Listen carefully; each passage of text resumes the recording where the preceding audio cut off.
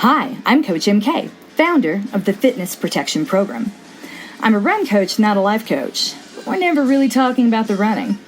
Running is the tool. It's the conduit we use to examine the world we live in, as well as its impact on our own lives and the lives of the people around us. How we react to certain people and to certain stories tells us a lot about how we view ourselves.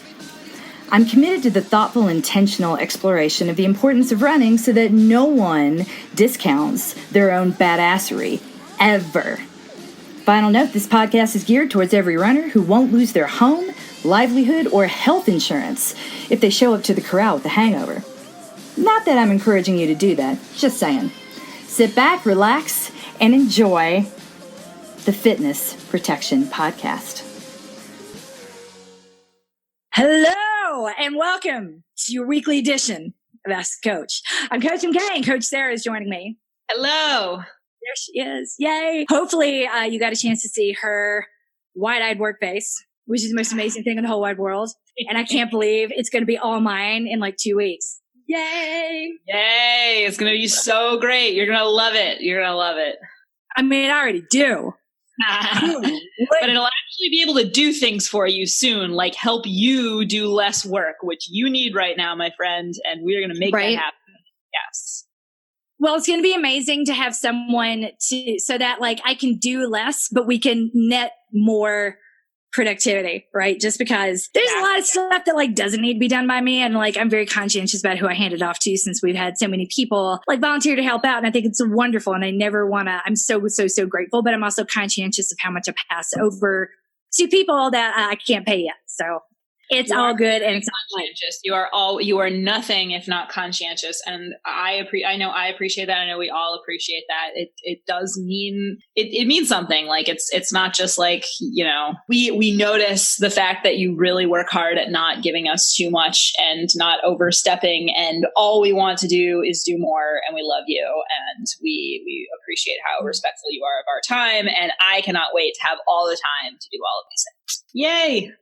Yay. Especially when we can record podcasts during the week and oh my God, time on the weekends. Yeah. I can't wait. So that I really can't wait for that. I've loved doing it on the weekends, but like it's been a lot. It's been really a big squeeze. And I know it has for you too. It's been cutting in on your family time, you know, squeezing into Roz's nap time has been like, oh, you know, because her nap time is not as predictable as it used to be. This whole past week for us has been a family process of looking back and saying, okay, I'm out of bed now. I'm mobile. I'm not at 100%, but I'm at 95%. That's pretty close. So let's identify like the 5% of things I really can't do right now and be more judicious about my involvement, what I'm passing over. So like those intimate moments that as a mom, you don't really want to miss. There's only one I can't do, and that's bathing baby Violet. Because when I sit and lean forward, there's no position I can be in or she can be in that lean isn't going to hurt my lower back. So that is one thing, but so many other I'm slowly like taking back on. Except loading the dishwasher, I still prefer to get other people to do that. There's someone around I can pass that off to. That aside, the two big things that, like historically things are the way they are because they were the way they were. One of them is pizza night. Every Wednesday night, we get pizzas delivered from Domino's and have since 2014 when I got my job at Lifetime Run, and I was going to the track on Wednesday nights, meaning the group runs on Saturday mornings. And my Saturday mornings, like, I was a new coach. I was really excited, and we had like a motley crew. So I was adamant. We warm up together. We cool down together. And I was there from the time the first person showed up, and we showed up a good 20 minutes before the group run started. Cause this is a bigger group run than met at a run store. I was there like helping people foam roll. Like, you know, you can't get in your car. You weren't done until you foam rolled. And I was there until almost noon. And that was like way too much time considering I made like $50 a week, but it was fun and it was a thing, but that became the pattern, right? Wednesday night pizza because mommy felt guilty going to the track. That will never not sound strange. Mommy's going to the track. Everybody, here's pizza and the babysitter. Like, be fine. So we've had to start doing like pizza nights now, something you got to earn or you could lose with bad behavior. So since I'm not together enough to do stick charts. It never will be. ADHD. It's like, it's a binary function, and not that everything, and I say as frequently as I say things in life are not a binary function, sister. It's that when it comes to childcare, you get it or you don't. That I can keep up with instead of like 4 sticker charts in 4 different rooms and everybody gets this except for you, which like doubles the punishment and just triples the drama. So I'm like, right, either it's everybody or it's nobody. Let's do it. And so pizza night is being moved to the weekend, and we're going to stick something else on Wednesdays, and Saturday morning, instead of like working, because instead, after I stopped going to the long runs and staying like forever, I would come home and work, and podcasts would come in, and Training Peaks is when it would get updated. And that was my most productive period of the week. But now that I've got 4 kids ostensibly with care during the day, I need to start reclaiming my time on the weekends, or reclaiming their time on the weekends rather, and put that back in the week. So it's a long way of saying that, like, those are 2 big schedule changes that my husband and I agreed to earlier this week. And we wouldn't be able to do it if it wasn't for you. So once again, this is like an ADHD mind, right? This whole big long story is just a way of saying, so you know the depth of how much I appreciate having you on board. I literally couldn't be doing this right now without you. Oh my gosh. Well, I could not be happier about what we're doing. I could not be more excited to be rearranging my life, in a couple of weeks, and having a completely different kind of rhythm of things. And it's going to be crazy, and I can't wait. And I know how valuable that time is. I mean, I know the feeling of not getting to be with your kids enough, and wishing that you could be more present with them when you're with them. And I feel like I went through a ton of that in academia. So I'm so happy that we can like work together and find a way for us both to reclaim some more of that. It's going to be so great. Yay. Hey, thank you. For those of you that are joining us, this is a weekly segment, the Q&A live stream, Ask Away with Coach MK and Coach Sarah. We're going to chatter a little bit, then we're going to, because we want to hear how Sarah's doing too. It's not just me time talking, but we're also, because I hear you went to Maine, and I want to hear a little bit about that, your photos on Instagram. If you don't follow Coach Sarah yet, then you need to. She is Slow Twitch Pros, and that's her personal, and then her more business one is Coach Sarah Runs With You, which if you haven't guessed yet, that's the title of a podcast. It's one of the many things that we're going to be rolling out this fall. It'll be a very different podcast, different look, style, and feel, and it'll be 100% Coach Sarah's. Going to be really, really, really good. So we're excited to roll that out. You can go ahead and jump on her Instagram, though. Coach Sarah Runs With You, all one big word. You'll recognize her smiling face the second you start looking for it there in Instagram. So if you want to get on that, then we're going to wrap up something that Maintain knows about and no one else does yet. I was testing this to see how it went over. I had a really bad day earlier this week, and the only good thing that happened in that bad day before I got home was I won $100 Visa gift card. And which the problem with, again, there are so many things I just accept I can't do with ADHD, and like this is never going to happen. One of them is gift cards. I forget them. I never have them with me when I need them, or I never have that right synchronicity of like, oh, I have this gift card for Verbs. I should take my daughter to break. Because it's like by the time I've had that thought, either I don't have the time, there's something, and like gift cards will just sit. So if it's not something you can automatically load, like reload my Starbucks card automatically, that's amazing. Or better yet, if you really want to help me celebrate my birthday, you can go to my Facebook page. That's facebook.com/Brooks. That's my maiden name, Brooks MK. And you can see my birthday fundraiser to the Blue Bench. We're trying to raise $2,500 that would fund sexual assault prevention and care services on different high school campus. We've already, my family's already placed them around six high schools and college campuses in the Denver area and one in Colorado Springs. And we will want to place another one. So we've already got $1,300. My husband and I will donate the rest. We're hoping to place one more bench for my birthday. So yeah, that's better if you do that because I can't lose it or forget it. Carmen Carter, chair of the board and CEO, will make sure that happens because, me taking track of money or gift cards doesn't need to happen. So when this $100 gift card, and I'm like, you know what? I've had a crappy day. I'm going to make someone have a good day after I drive them crazy. So let's see how crazy they get with this. Yay! I had a run, and we're going to talk through that challenge and who gets the gift card in just a minute. And then after that, we will get to the Q&A portion of the podcast. Did I miss anything, Coach Sarah? You did not miss anything. You went through everything point by point very exactly. Oh, except you did miss one thing, which is Karen Schlueter. Karen. Oh my gosh. Shout out right now to her. So I've been meaning to say thank you to Karen, who sent me a beautiful gift box during my convalescence after the surgery that I had to remove my oophorectomy. My oophorectomy that took the tumor and took my right ovary and it took both my fallopian tubes. While I was recovering, I was having one of those days where I'm like, man, nobody's listening to me. No one hears anything I say. And what's kind of amazing about that, I remember having that feeling not long after the mail arrived. Mommy, you have a package. I opened, my kids all helped me open the package because they're just convinced everything is for them, even though nothing is ever for them. Not been to the front door. there. But there's a wrapped gift inside in rainbow polka dot paper. And I was just like, immediately I was like, oh, somebody does listen. And of course it's Karen. Thank you, Karen. I've mentioned this maybe once or twice randomly, either in a live stream. It's not a drum that I beat, or you would probably guess it from my Instagram photos. I am obsessed with rainbow polka dots. Karen managed to give some very lovely gifts to me that was wrapped in rainbow polka dot paper. So that was appreciated and noted, and someone does listen to me. Oh, I love it. That makes me so happy. Yay. All right. Yay. So what was next on the list? We're looking at the run that I did. So I had a bad day, got this gift card. I went for a run, and my bad day started with this run, and the gift card came later. So when I went on this run, it was really hot. I didn't feel good. And there were 2 points when I stopped. I think there were 2 points when I stopped to walk. Let me double check. Yep, just one. Okay. So I went through, I tried to keep, I was focusing on my breathing and my footfalls. So what feels like is I'm okay is actually too hard. And finally, and I realized after a couple of attempts to slow my pace down that it just wasn't going to happen today. So I was going to cut the run early and go back to my car. And by the time I made that call, I was like, I'm just going to go to this. It's not any more under control. I'm just going to make it down here. Okay. Nothing I can do is bring my heart rate down. So I need to call it. And then I called it and I started walking. And the lesson that I wanted y'all to learn starts with the walking, the race day takeaway. And I had this thought immediately to myself, and I was like, oh, this is the takeaway for if I learn nothing else today, it's good to remember that sometimes walking does not necessarily bring your heart rate down. It's how you walk that matters too. I was still super stressed out. It was still super hot. Walking in and of itself can be just as much work as running.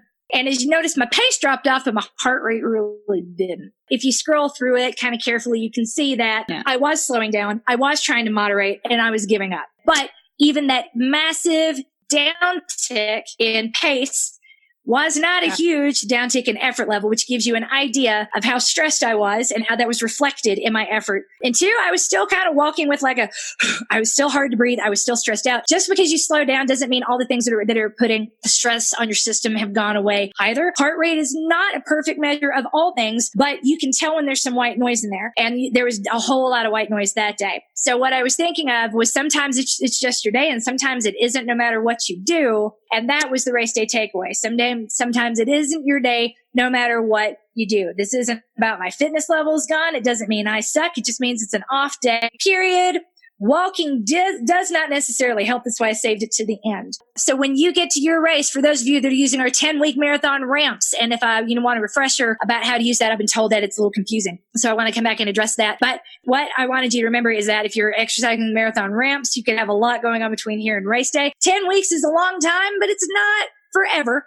Right? We encourage you to be and maintain consistently for 2, preferably 3 months before you exercise one of those marathon ramps. Because the whole idea here is we want to keep you training year round, not coming in for the minimum amount, utilizing a 10-week ramp and then walking away. That effectively turns this into a 22-week training plan. And if you treat this like everything you've ever done, and adopting the mindset we're encouraging you and incentivizing you to adopt, then you're going to get the same results you've always had with too much stress in the middle. And what I was feeling on that day, I would guess, is what most people feel in the middle of a training cycle when they're not hitting a pace. I was not looking at pace beyond wow, this is too fast. I need to slow down. Wow, this is too much effort. I need to back it off. And it just wasn't happening. So although much as I appreciated all the guesses about how I was going too hard, yep, I was, but that wasn't intentional. On a day like this with this much stress, trying to go easier, trying to bring my heart rate down was just not going to happen. And some days you can't do that, and that is okay. Mm-hmm, mm-hmm. Does that make sense, Coach Sarah? Yeah, that makes a lot of sense. What I saw when I looked at this was that, exactly. Over here at the beginning, your heart rate is in the 140s and you're going this 11-ish minute pace. And over here, your heart rate is in the 140s and you're walking. And that's what can happen over the course of a run when, you're kind of going too hard in the middle and you're already stressed to begin with. And that doesn't mean anything about you. It's just what happened today.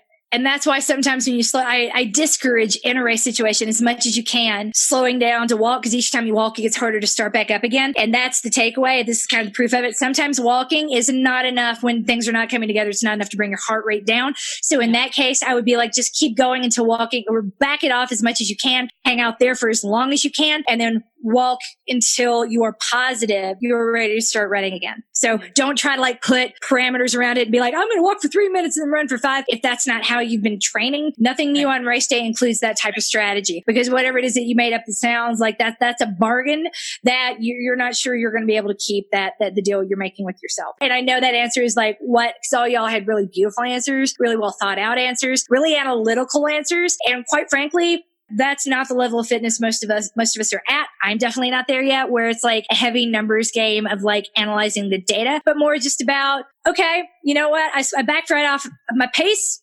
backed right off. Heart rate didn't. And that could happen on race day too. How would you handle it? And that to me was the key takeaway. But there are a lot of good answers in here. I was really impressed. Y'all put way more thought into this than I did. Congratulations. So amazing answers. I was very, very impressed.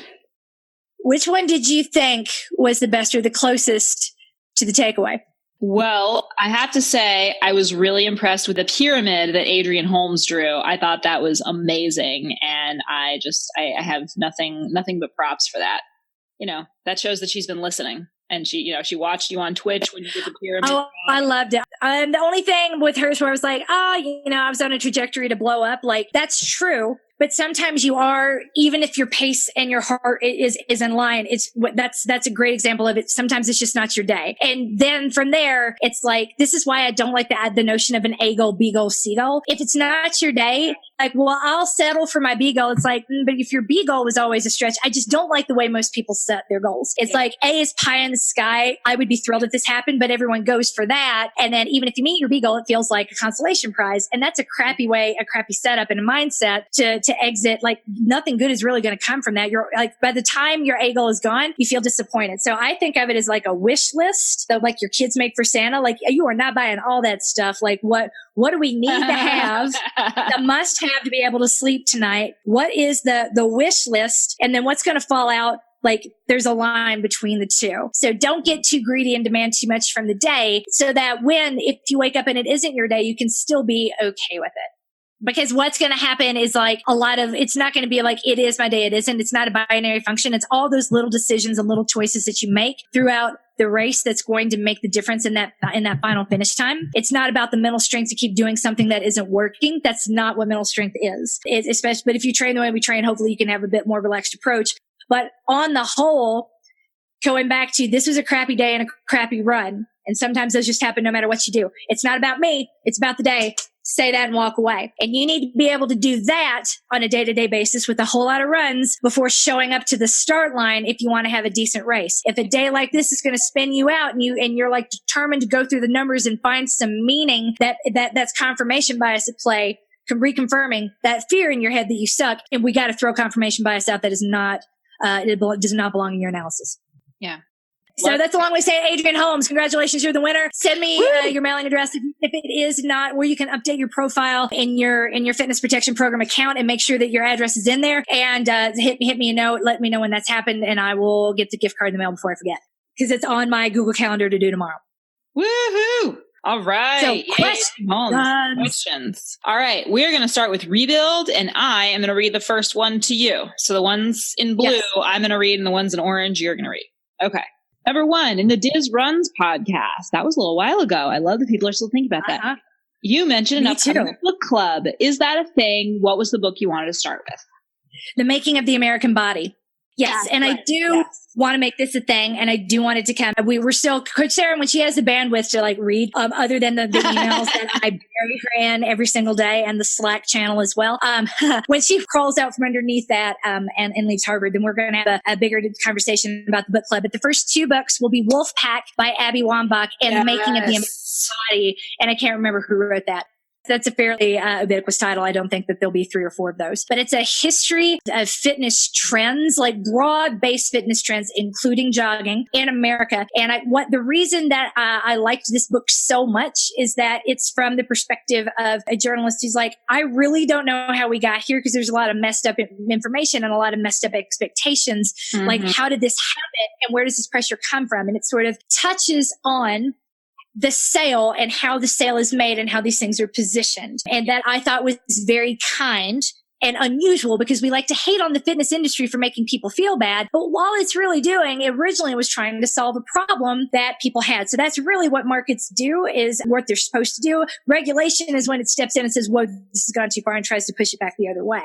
And fitness did not originally intend to like reinforce like, you're fat, you need to do this. But it did get there. That fat is bad and you're bad, and we can make you less bad if you buy this, think this, do this, to uphold some sort of an ideal. So a market maker would be like, we did not create create the demand, we responded to it and capitalized on it. And now we're in an era of corporate social responsibility where all of that's changing. And what that means for the fitness industry, you got to see where it started and how it changed over time. Because the first book on physical fitness that was not geared towards higher level athletes that were still trying to get to the Olympics, that came out in the late 1800s. And it's kind of impressive. And it was for women, even though women were actively not encouraged to exercise at the time. So it's a fascinating book. I loved reading everything in the bibliography. Coach Sharon and I will sit down with it. I bought it for her a while back. I doubt she's had time to pick it up yet. But once she has, and she can kind of guide me through like, whoa, let's start here. It'll either be Making the American Body or Wolf. Jonathan Black. First we need to see what? The author is Jonathan Black, Jonathan Black. Thank you. Yeah. I got mine used. It's a library copy, and I like supporting libraries that way. But yeah, this was a very random encounter that I found, and it's been one of it changed my thoughts a couple years ago about many things that I see that used to just make me angry. Now that I know where these trends come from, I can be less angry about them, but it also changes the way I know this is what you demand. I know this is what you expect, but that's the wrong thing to want. And here's why. This is not doing this, thinking this is not like, let's step back and ask the why. And then before we decide on buying the what. Agree. Oh, that's such a good way of putting it. I love that. Oh, I'm excited to read both of those books. I have not read Wolfpack, but it is on my list. And I read 2 books this weekend on my trip to Maine. I read a whole book in a day yesterday. I haven't done that in years, probably. Years. Yeah, it was really nice. I'm so looking forward to more reading. Yay. I'm excited for you. I hope you actually get some. Yeah, me too. I haven't read for pleasure in a very long time. I feel like I've turned to that person. You meet so many people that brag like, I never unplug and I never detach and I don't do self-care. I just work in this crazy and everything. I don't read for pleasure. And I'm like, well, I love trash. Like my brain is a trash can. I love to fill it. I got to fill my trash can once a day. Man, my pleasure reading probably would sound very strange to a lot of people and maybe, I don't know, very pretentious because I read Edith Wharton and Toni Morrison as my pleasure reading. That's what I read this weekend. And it's amazing. I read House of Mirth and I sobbed at the end of it. I won't spoil it in case anyone hasn't read it, but oh my God. Oh, yes. It's really nice to reconnect with reading the stuff that I want to read. Sometimes I read less highbrow stuff, but these days, that's what I've really been craving. Don't want to go on too long though. I want you to read me the next question. Let's keep going.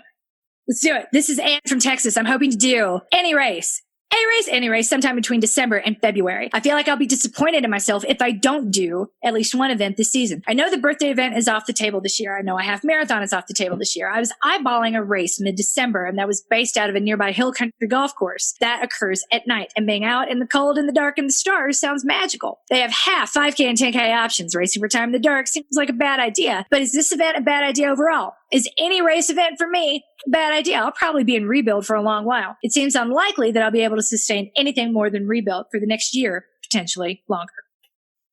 Okay, so I think this last sentence is really important to look at. It seems unlikely that I'll be able to sustain anything more than rebuild for the next year, potentially more. And rebuild is completely made to hold and love someone like you. I think that you're looking at this really smartly. You need to think about what you need to get. Like when you say, I'm going to be disappointed in myself if I don't do one event this season, what is it what are you going to be mourning the loss of if you don't do one event this season? Is it, being around the people? Is it the finish line? And is it a cool medal? Is it a cool story? Like, what is it that you really love about doing a race that you kind of need? Because I can perceive in this question that is a real need. You have correctly identified this is something that I need to do. Honestly, identifying an event that sounds magical to you, the word that you used, that sounds like a really great place to start. And the fact that they have half 5K and 10K options, again, I think this is a really good place to look at being able to get something that is going to be really satisfying to you. What I don't want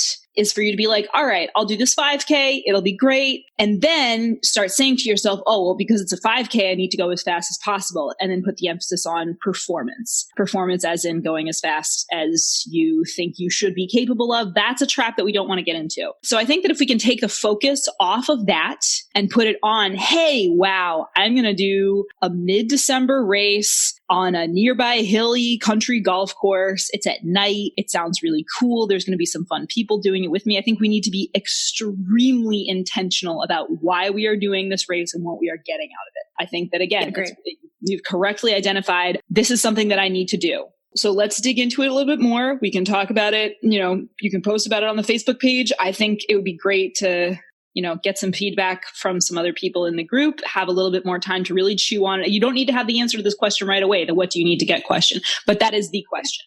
Because the only thing I would add to that was perfectly said is it's the typical conundrum. Well, if I'm going to race, then I'm just like somehow the logic gets messed up in our brains. Like I put all this time into fitness, so I have to race. And I'm like, no, that's not what we're doing. So if I don't race, then I can't justify what I've been doing. But if I'm going to go to the race, then I have to have some sort of finish time. Like there's a logical breakdown that happens. So if you can show up and just participate, and this does sound like a lot of fun, and it is hard to do, but it's a lot easier to do because if you're running at night on a golf course, it's doing something you would not normally get to do at, frankly, the only time in Southern Texas that is good to run, which is like December. Yeah. It's intended to Texas, and it's hot, and I'm not built for that. Yeah. Yeah, seriously. I once wrote on my blog about how I cannot race for fun. I cannot do it. I have tried and I have come closer in recent years to showing up but I have to be so intentional about it. I have to know exactly what I'm doing, why I'm there. I can't just be like, oh, well, let's see what happens. As soon as I'm out there, I'm like, okay, all right. Well, if I keep going at this pace, then maybe I'll run the second fastest I've ever run. How am I going to feel about that? And my head just goes haywire no matter how good I think I am going into it. I cannot do it. And I had a lot of fun writing that essay because it was very interesting to explore that and be like, yeah, you know what? Okay, that's the way I am. So if I'm going to do a race, I better know exactly what I'm there to get. And I would really encourage people to kind of be real with themselves if that is also the way that you approach races. I think a lot of us do. I'm not saying everybody does, but I think a lot of us do. Absolutely. Because I'm doing a race. I'm not going to be as prepared as I wanted to be, more than likely, for the New York City Marathon. I'm doing it anyway. And I am quite sure now of my why and what I need to get. And it took a bit to put that to bed. I'm just excited at the thought of being there, of being in the corral. I would not want to miss this again. So that is what's very much in my head. And performance aside, now that I can have an open and honest conversation about my medication and the 5-hour mark and what that means. And we'll have that conversation closer to the race because I don't want to spin out about it right now or give other people rules to follow with their own medications, which I'm not qualified to do in any way. What would make you feel bad? Spend a little more time if you didn't race. Well, if the only way I can race is for performance. So, and I know I can't not care about performance when I race. So I'm not going to race this year. If that's going to make you feel bad, then that's a different conversation. But let's spend a little time figuring out what's going to make you feel bad. Yeah, exactly. I think you're well on your way to figuring that out. And I think that's awesome. And speaking of medication, this next question is about medication. And so we will answer as well as we can. And there will probably be other conversations to be had about this specific person's question. Does anxiety impact cortisol the same as stress? Are there any impacts to running to consider when taking meds like Prozac, Xanax, or the over-the-counter Hyland's nerve relief? MK, Dr. MK. Dr. MK, yes, not a doctor. I don't play one on TV. I have no medical training of any sort. What I can say for sure is that anxiety absolutely produces cortisol. Cortisol is the stress hormone. If you've heard me say your body does not differentiate between eustress, which is euphoric type of stress, the positive stress, and distress, which is obviously, we know what that means. That's the stressful stress. Whenever you are in that heightened state, your body is producing cortisol. There are different thresholds for adrenaline and fight or flight to kick in, but cortisol is the first in a series of chain reactions that conclude with massive adrenaline rushes and the things that eventually lead us to crash. So cortisol starts sending up red flags that what you're doing or whatever state you're in is a state. It's trying to get your attention, that whatever you're doing could be a negative type of stress. Your heart rate goes up. Your breathing can get labored. And that's another thing that's hard. Cortisol can change so much from day to day or from situation to situation because you combine that with not getting a lot of sleep the night before. Combine that with, you have a really big fight and then you win $100 gift card. Yay. That's just going to be compounding, even though it's not like the top half of a fraction. It cancels each other out. That's increased cortisol production. So if you're going from height to height to height to height throughout the day, then your body's going to be producing a whole lot of cortisol and it's going to make it harder to breathe. It's going to make it harder to metabolize oxygen. And that will in fact impact your running. It's one of the reasons why Michael Phelps, if you remember him with the stink face, with his for the Rio Olympics. That's what they're trying to do. Like higher level athletes are like meditating, they're focusing, they're trying to like hit that mental state that most of us can't really, we can't afford to do, especially if you're a woman. So I was going to tell you to smile. We don't take the time to do that in small ways throughout the day, like to meditate, sort of ratchet back down to get the cortisol levels under control. So yes, whenever you are under stress, your body produces cortisol, and that is part of what happens. It's why you might feel fine, but your body is still, after you've been at 150 and higher for a while, you're doing something that is absolutely defined as work. And that work threshold is when cortisol production begins. The higher you are above the work threshold, the more cortisol your body is producing, no matter what you're doing. Okay. I think we answered the question pretty well, right? But the first part of it, so the second part was the impacts to running to consider when taking meds. That is a question you need to ask your doctor or your pharmacist. My immediate reaction is that if the question you're asking is, do we get to raise the heart rate cap because I'm taking something that calms me down? The answer is no, because that cortisol production happens no matter, it actually starts at a lower level. It starts around 100 and it starts ratcheting up. It increases at an increasing rate the more you're working. So that's why if you've ever heard the guidelines that are given to people on that horrible show, The Biggest Loser, I can't believe they're doing a reboot. We're going to talk about that in a podcast soon. Yeah, we are. Oh my God. Let me know.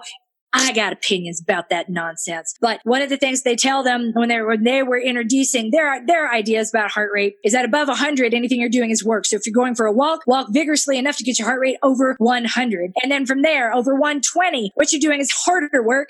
Over 140 is harder work still. And I did not like the way that they encouraged. I'm not going to go off on that tangent. But you're going to hear all my thoughts about that real soon in a podcast. Share yours with me if you would like those incorporated about how you feel about The Biggest Loser getting rebooted. If you remember it being out the first time, I can't believe that they're bringing that nonsense back on TV. Yay! But the impacts are to consider. There is nothing in this world that's going to raise the heart rate cap. Nothing. Absolutely nothing. What we do need to be cognizant of is that you have spoken to your doctor. Make sure that whatever you're taking does not impact with other medications. And if they are okay with your running, and if they have anything that you need to consider in particular when taking a drug that can impact your heart rate. All right. That is our rebuild. That is our whole rebuild segment. And it's time to move on to maintain. Yay, maintain. Yay, maintain. Okay. We have got exactly the right amount of time to do this. I have so much faith. You are going to read the first question. Go for it.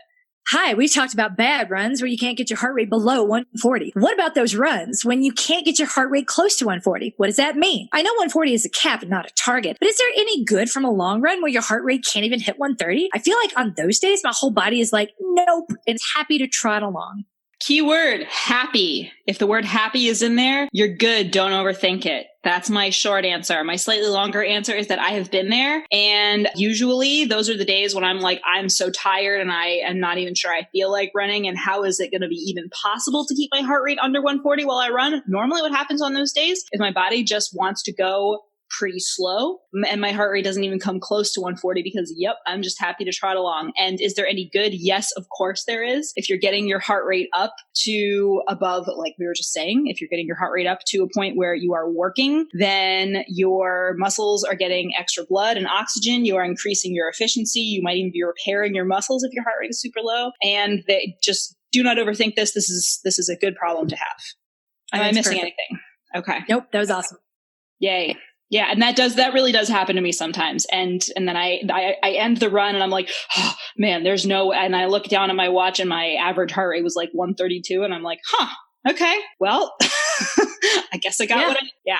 And it's kind of great, actually. Totally. Your body really knows what it needs sometimes. Okay. Next question. Right. Can we expect fitness gains with the consistency, strength, and harder workouts of the Maintain program? I heard you mention a build program coming in the future, and it sparked my interest. I was wondering how the two programs might differ and what the expected outcomes would be. So the answer to the first question is it depends. It depends. Like if you are leaving CrossFit, for example, and I've had a person do this in the past, they quit going to their CrossFit classes to train for a race with me. And then were really angry that they were less strong after they stopped. I'm like, I feel like that was the wrong way to posit it. I can't promise that you won't lose like CrossFit level strength if you stop doing CrossFit to come here because it's a different program. At the same time, that's one of the reasons why the way I present this is not a training plan. It's like we keep you fit enough that gives you the option to train and you need a plan of a shorter duration as a result. But if you're like leaving CrossFit to come do this for a while and then go back to CrossFit, you will probably lose some of your CrossFit gains. If you are like not doing anything like CrossFit at the moment. So there's no trade-offs. Because remember, in Maintain, I'm not saying you have to drop everything else that you're doing. This was just like something you can layer into your fitness profile and into your fitness like regime. So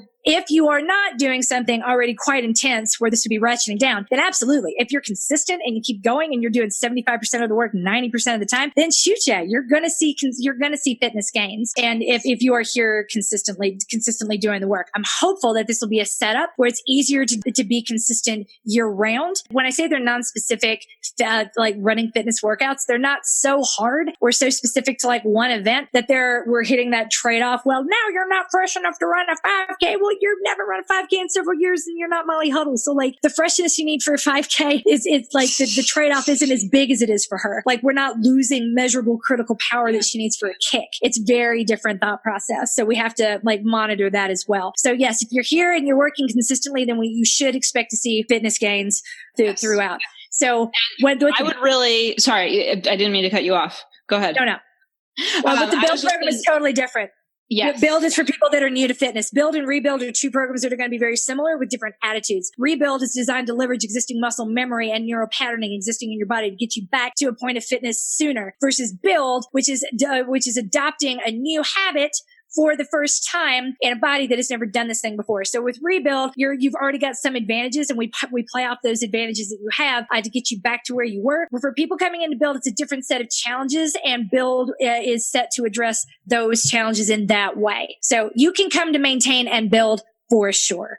Yes. And if you would like an example of just one runner who has been doing something like Maintain for the last almost 2 years without stopping, please listen to the latest episode of the Fitness Protection Podcast, because MK and I are going to talk about the coach's perspective on MK as an athlete. First of all, we're going to talk about MK's coach's perspective on her, but then also her coaching perspective on me and what I have gained by being in Maintain for just about 2 years at this point, being in, something resembling Maintain very closely for that amount of time. And short answer is I have experienced amazing gains, and it hasn't really even felt like I've been pushing myself super hard. Exactly. You just casually ran 48 miles last week and you're not overtrained. So That's a really big deal. That's like people have called me like the high volume coach, and which I kind of take pride in. I'm like, shoot, yeah, I take hobby joggers and I have them running 6 days a week asking for doubles. Mm-hmm. Not overtrained. That's right. Not overtrained. Feeling awesome. Honestly, it's pretty cool. All right. Next question. This is you reading to me. Foam rolling. How often is optimal? What time of day is best? Foam rolling. How often is optimal? After every run. Every day that you run, foam rolling is optimal. Yes. Good enough is as close to that as you can possibly get. What time of day is best? Whatever time of day you are going to do it. So if that means getting it done right after your run, that's awesome. If it means at night when you're watching TV with your significant other, however, low-key grouchy they might be about you not snuggling on the couch with them, whatever, they can deal with it for 10 minutes, okay? Right. Not that that's right. Not that that's my situation. I beg it's an hour long, dude. I beg people to foam roll every day, but I'm like, the bargain is like, make yourself find the time. Hear my voice in the back of your head saying, find the time, get it done in the back of your head on the days when you go harder than easy effort or longer than an hour. Mm-hmm. Like it's really, really critical on those days that you get the foam rolling done. And which is not say, well, I'm only going to do it on the days when it's critical. Like, let's try to adopt it every day, but like really just get into the habit of making yourself find the time, putting in your Google Calendar if you have to in the evening. But on the days when you do, when you run longer than an hour or harder than easy effort. All right, the next one. This is my husband, Pete, and I'm reading this one to you because this is a you question. My husband, Pete, is trained to run New York City with me. He likes endurance cycling and is building his kilometers with a 3-2 walk run. My New York City goal is literally to get there and participate. Running ahead and finishing 30 minutes ahead of him is less appealing than sharing the experience. We tend to do our own thing, but I've been enjoying joining him for his longer runs. Today, 16 kilometers. What do you think of running the 3-to-1 runs with him? So I think that's the run-walk ratio runs with him on Friday, and then doing the weekly long run solo on Sunday. Long-winded, we'll listen to the potty. Hope it makes sense. Yay! Okay.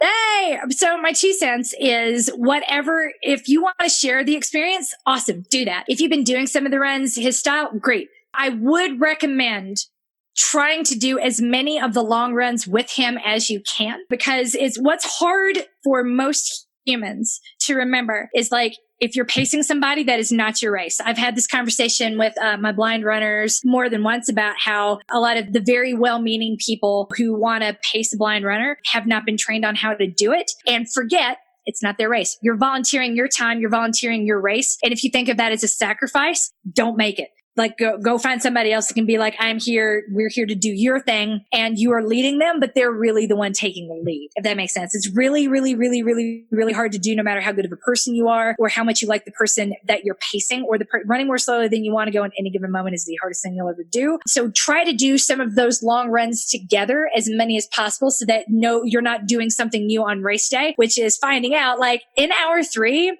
I don't want to be around him anymore. And not to say that will happen, but you're going to be more likely to know it if you're doing the long runs together.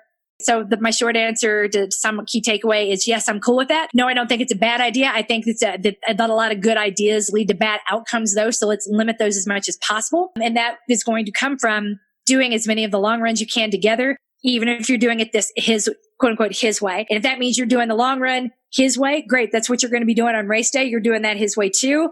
I'm like, I stay with me, but go with God. Yeah, that really is very, very hard to do. And, I wish the very, very best for you both, in finding a way to do the event together and both feel like you got what you really needed out of the day. Oh, yeah. Yeah. Because remember, we've had that happen before in some of my training programs when, with people pacing their husbands. And it did not go well. So, definitely. Yeah. And it's not about the feeling resentful and it's just really not great. And you don't want to put that on your marriage. That's a lot to put on a marriage and it's really, really hard. Make sure you know what you need to get out of that race. And can I get what I need out of that race running it with this person, knowing that this is going to be the most likely outcome, right? Yeah. That's the thing. Yeah. So if it's the finish time, maybe not running with, or I don't know, like if there's a point where you find yourself slowing down, and this is where it gets tough, right? If you're at this point with your husband, I've never raced with my husband, by the way, and I never will, because I know that if he makes some bad choices I can't talk him out of, and that means we're both slowing down, it's going to be really hard in those moments not to beat him with the bullshit stick. Well, because you made some choices back there. I told you not to make, and that's why we're having to walk now. You ready to listen to me yet? I don't want to go there with him in our marriage. Yeah. Not to say that again, I'm projecting and saying that you would. I can think of a million ways where it could go wrong in those moments where like we're hitting that 5-hour mark. I know I can't be out here longer than 5 hours, and bad things happen when I'm out here for longer than 5 hours. Could you pick it up a bit or whatever? What do you do when you're having a bad race together? What does a bad race look like to you? How do you not take it out of each other? That is what you need to plan for. Totally. Yeah. I agree with that. Because everyone, it's like if you've ever taken your kids to the finish line, it'll be amazing and they can cheer for their daddy. Oh my God. Finish line, it's going to be beautiful. And God, been there. We're all Clark Griswold from National Lampoon's Christmas Vacation trying to make those moments amazing, and they suck. Yeah. Kids don't even notice. Or even you if show you up bring all the snacks, it's still going to seriously. Or I can't tell you, there are many races where I've gone and to stagecoach and I go to the bathroom and I miss people crossing the finish line. And then they're like, well, I'm just really sad. My coach wasn't there for me, but was there for the fast people. I'm like, I had to pee. Oh. I'm sorry. So but knowing that I'm going to be out there for a long time, it's kind of made me rethink that stance. Again, all that just to say, trying to make a really great moment happen. Think about what that great moment is and how likely it is actually occur. That's all. All right. Am I reading this one? Next one. Yep. First, thank you to both for all that you do. Yay, you're welcome. This thing you have built and the community around it is incredible. Thank you. That is what we were going for. But you guys are amazing and you make it really easy. I think we've pretty much only attracted really cool people. Would you disagree, yes. Sarah? God. I think the highlight of my week was somebody said one of our team members saying to me, my God, you surrounded yourself with good people. Thank you. And I'm like, oh, that's right. That is right. We're headed the right way. She was talking about you and about our Wayfinder, by the way. So my question is simple. I think this is my first time using Training Peaks. I love the accessibility and having my planned and actual workouts in the same place with no effort on my part. Yay, that's why I like it too. That said, I'm wondering what to do when I have to switch up the days. Can I change the day in Training Peaks? Can't seem to figure that out. I like to plan my week ahead. Not sure if it matters whether I change the days officially or not. Love technology, hate the time suck, trying to figure things out. Me too. Okay. I did my research. Here it goes. If you have the basic version of Training Peaks, no, you cannot change the day in Training Peaks. I'm sorry. I know that sucks. If you are fine with that and you don't care, great. If you hate it when Training Peaks turned your box red because you didn't do the same workout that Training Peaks said, here's how you turn that off, because you can turn it off, okay? So you go into your Training Peaks, you go to account settings, and you go down to layout. Under layout, you go to calendar, and under calendar, there's a section called compliance, and there's a checkbox that says color workout tiles based on compliance to plan. Uncheck that box, and you don't have to worry about it. It will always just, the boxes will just be there, and you don't have to worry about the frickin' red boxes. Or you can pay for Training Peaks Premium, which has some pretty cool that we can maybe go into another time. And then you can absolutely move the workouts around to your heart's content, and that's what I do because I love moving the workouts around. Oh my God, I just died, Sarah. I did not know that. I had no idea there was a compliance box. Oh my God, yes. Yeah, there is a compliance box, and you can just tell it to fuck off with the red boxes. And I highly recommend that if it's going to drive you crazy, because I hate red boxes, hate them. I had to write this whole email to my runners a long time ago. It's called Little Green Monsters and Little Green Boxes, and how they would ask me to like go back into Training Peaks and adjust numbers. And it's like, first of all, I can't predict the future. I don't know if you're going to be running an 8:58 or like a 9:02. So, I'm not a magic 8-ball. And this was back when I first started coaching, and people were like, well, I just really hate seeing the green box. I'm like, then go back in and change the numbers afterwards. Get Training Peaks Premium, which is what we need to speak to each other. So you have it. Go back in and alter the numbers and make them green. If you're asking me to write them so that they will become green, that is not my job. My job is to train you, not to buy you green boxes. Oh my God. Unless they're boxes of Thin Mints, in which case, buy me all the boxes, MK, now. I'm just saying, that's still not my job, Coach Sarah, but sure, I'll send you some. All right. Next question. All right. Hello, coaches. I'm currently on a marathon ramp. I've done race plans with MK in the past, and I never make the mileage or even close before I get the maximum time. I know it works because I've done it, but can you talk about how? I went down a rabbit hole of bad runner math, blah, blah, and freaked myself out. Thank you both.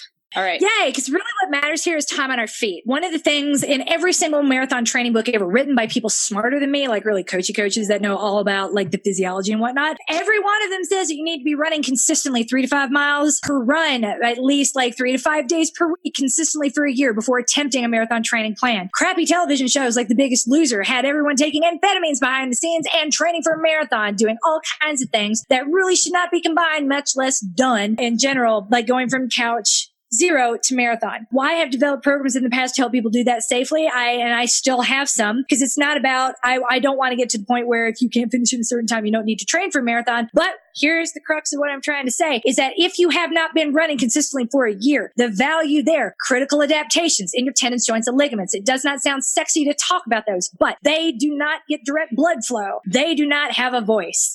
Almost any person you've ever spoken to, make friends with dancers, and they will tell you about the time they ruptured their Achilles tendon. Hearing dancers talk about this will make your stomach turn, and you'll all of a sudden care a whole lot more about tendons and ligaments. None of them saw it coming, ever. Like the moment their Achilles snapped, it wasn't like they were doing something. It just happened, doing something that they had done a million times before. So, which is not to like criticize dancers in any way, but rather it's to give us perspective on the importance of tendon, joints, and ligaments, and how all of the signals in your muscles of things hurting, feeling like it's tearing, are going to be speaking to you a long time before something bad actually happens. The moment it actually happens is not usually in a moment of pain. It's a moment of later. So I tell you that, tell you this, time on your feet is all that matters, because if you do nothing more than easy effort runs and get the time on your feet doing 75% of the work minimum 90% of the time, then guess what? You are going to be much more prepared for this race to cover the distance than ever before. I will not ever care if you're faster than you've been before. I don't need you to PR to feel like you got your money's worth here, and hopefully you don't either. PRs will come if you're running consistently, and this is a program designed to keep you running consistently all the time. Your reward eventually will be harder workouts and faster finish times, but those are rewards and they must be earned. It starts with being really consistent and getting started and getting your body adapted to do the work necessary to get faster at the next level once you get there. So that's the how. It's called a critical or crucial adaptations, depending on the country of the person writing the book. But if you Google it, there are a whole lot of them, like a litany of them, and we talk about none of them because it's assumed you made those adaptations in most training plans before you initiated the training plan. But Coach MK, like many times in my life, I don't pretend it's not happening. I call that out and I work around it working with my people.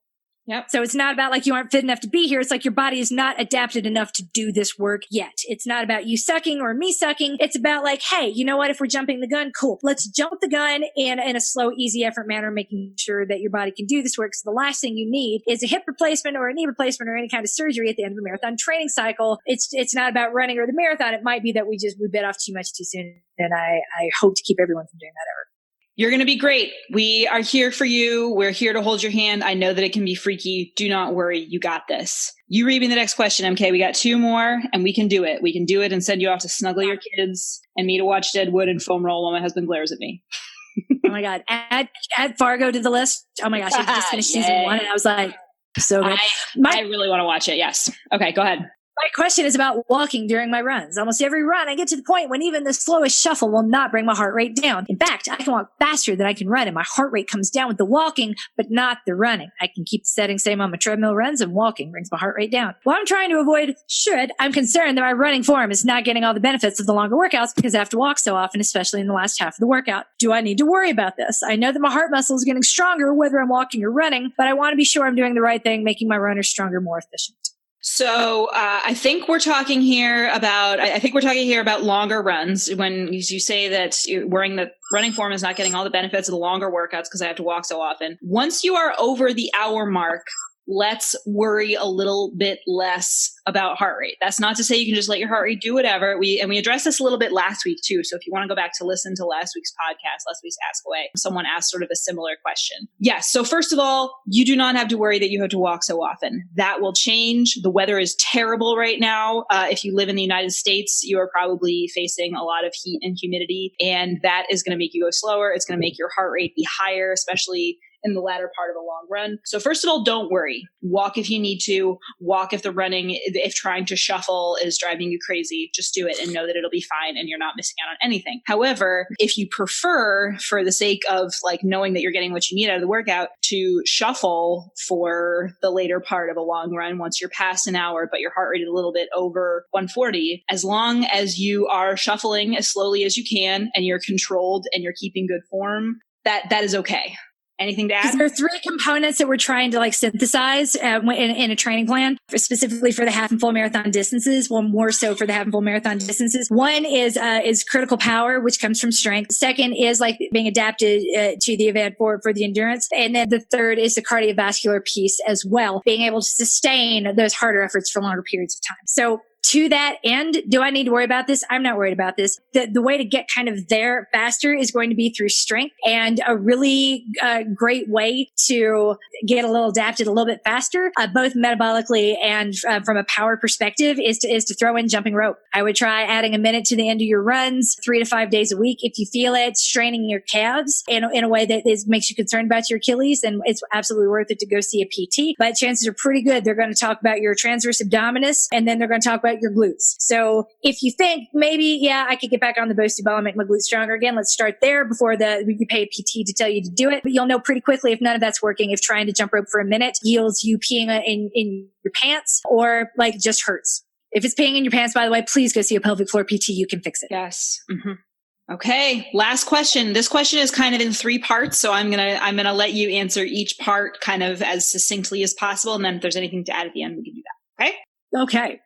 When doing the 2 hard runs of the week, which involve pace running, I most often warm up by jogging to the loose line trail not far from me. It's fairly straight and flat out and back for pace portions. I program workouts into Polar thanks to tips from you both. My question, is there an advantage to taking these to the track? I'm guessing either one is fine. I'm totally fine with either one. I say get on the track whenever you can, because running on a track is just a magical, fun feeling. Agreed. Before you show up, so that like when you're telling someone, hey, you're being really rude, and they're like, actually, you're breaking a very basic rule, you can be like, I am not. This is the rule. So I like knowing rules before I walk into situations, is then I can tell people that fuck off with authority. And I would advise you to do the same. So from that, yes, do it on the track. I have special really light shoes I like to use on the track that have a little grip, and it feels like sailing, and it's magical. So not saying you have to go buy new shoes, but if you happen to be in a run store, you'd be like, can I see your road spikes? Road spikes are a whole lot of fun. They will not tear up a track. They are safe on a track. They are fine on a track. I have a pair of road spikes that I use on a track when I do speed work. I haven't used in a while because I haven't been fit enough. But for me, that's one of my hashtag goals. I want to get fit enough again that I can go run on a track in my road spikes. All right. So what you were doing is totally fine. Absolutely. But if you have a chance to go do it a track, do it because it's magical. Okay. Next question. I have also been incorporating more hills into long run or ending every run near a hill, thinking it would be beneficial when I get to my hilly marathon, correct? Ding, ding, it is. Yes. Yes. Me too, by the way. Great idea. Okay. Last question. Okay to run the full time, or do you prefer us to stop at the mileage, even though it is less than the time given, meaning 16 miles or 3 hours and 15 minutes? Thanks again. First of all, I'm jealous that, you're running faster. Either I am completely indifferent. If you hit the mileage, I'm fine for you to stop. The time caps are pretty generous. So there's not like a huge benefit to staying out longer for the duration of a single workout, which you can do if you wanted to. Let's say it's 16 miles or 3 hours and 45 minutes and you finish in 3:15. I'd be like, you know what? Let's take that half hour and do it tonight. Oh, make it a double. Look at that. Take the excess and double. Yeah. Yeah. Cause I was going to say, I definitely stop at the mileage. I'm like, okay, I get a choice between 16 miles and 3 hours, 15 minutes. I am making a 16-mile route and I am stopping at 16 miles. Thank you very, very much. I would rather you stop it. And if you really want to get the extra time, make it a double. Don't extend the singular workout. But yeah, I'm all for it. But if you want to stop like Coach Sarah, then that is fine. We like quitters. Like Coach Sarah. Like Coach Sarah, we love quitters. Oh, I love quit, man. I love knowing that I am done. I always let myself turn my watch over to the mileage for the last mile of a super long run, because I just love watching that last mile tick down. I'm like, all right, I'm 1/10 of a mile closer. Okay. It's nice. I mean, I feel like I've got a pretty good level of fitness and I feel pretty good at the end of long runs compared to how I used to back in the day. But I want that shit to end. I'm ready. So kudos to you for being like, may I run for the entire 3 hours and 15 minutes? You're amazing. Hashtag fast people problems. Yeah, seriously. Hey, guess what? It is 8:13, which means it's 6:13 your time, and I know what that means. It's time for you to do. It is time, if you can hear the baby Violet, Her Royal Highness Baby Violet yelling behind me, it is time to go down and hug all the babies and watch the end of Baby's Day Out. Yay! I'm so excited for you. Do not forget to subscribe to the Morning Mantra podcast and subscribe to the Fitness Protection podcast, because we have been cranking podcast episodes in both feeds. And I am really excited about that. Even though we both have crazy schedules, we love doing this. We love making stuff for you. We love hearing from you about it. So please comment on social media. Please use the hashtag Coached and Loved, because we both follow that hashtag and we will like the crap out of your Instagram posts and comment on them and exclamation point all over them. And every week in MK's snazzy new amazing newsletter, which you can opt into in some ways that she'll tell you in a second, we select a coached and loved athlete who is winning at life and we brag about them in the newsletter. So if you hashtag Coach and Loved, that could be you next week. Yay! And if you have not yet subscribed to our newsletter, we're going to be rolling out 2 newsletters. We just started the first. The first is a Coached and Loved roundup of content that both Coach Sarah and I create on the Coached and Loved blog. We're trying to separate 2 brands. We want Fitness Protection to be a little more ubiquitous, whereas Coached and Loved is absolutely femme in the way that Coach Sarah and I are talking more about. If it's kind of a women's specific issue, we want to migrate all of that over to the Coached and Loved brand. We want to keep Fitness Protection a little more unisex and a little more broader general interest, even though, what the F is that? It is. I have been, the feedback I've gotten from the dudes that coach, feedback's been loud and clear. Your content was not made for me. And I'm like, I know what that feels like. And I get it. And I've always say it's a bad decision when they leave women out. It is probably not the brightest decision if I'm going to leave men out too. So eventually we're going to be rolling out a second newsletter, but we're starting with a general, since Coach Sarah and I create so much content during the week, it's hard to keep up with all of it. We're going to try to centralize it in one mail out through the Coaches and Love banner. And then Fitness Protection will be specific to stuff that we have going on during the week. It'll be more, if you've worked with me in the past, it'll be more of what the Fitness Protection Program Google group, whenever I had a hardcore coaching thought and wanted to break something down, like that will live over there. Anything that's sort of softer that we want to talk about on the podcast, that's going to be migrating over, that I would want to break down further. The transcripts, those are going to be in the blog. So these are 2 distinct brands. These are the 2 parts of me that I've been trying to separate for a very long time. And now I'm trying to formalize it with 2, they do go together, but Coached and Loved is only one small part of something that is destined to be much, much larger. And we're trying to make that separation from the get-go before we really start going out, trying trying to grow in the ways that I intend us to, and trying to bring in new clients under the tent pole. Not everybody wants to be coached and led. That is fine, but you can win at life and be part of fitness protection. So for now, go ahead. If you like anything that we say, if you like what we hear on the podcast, go ahead and get and subscribe to the newsletter. We have a weekly newsletter. If you click the subscribe now or the learn more button, the sign up button on either the fitness protection program or Coach and Love Facebook pages, you can opt into the weekly newsletter of the content roundup of Mantra Pod, the morning mantras that Coach Sarah and I produced. Right now, the long form podcast for fitness protection, though, that component will be migrating over to the fitness protection newsletter when that comes out. That we're hoping that'll be out whenever Sarah comes back from her vacation after Labor Day. Yay! One step at a time. You can subscribe to both. You can get a little bit of everything because we are not here to leave anyone out.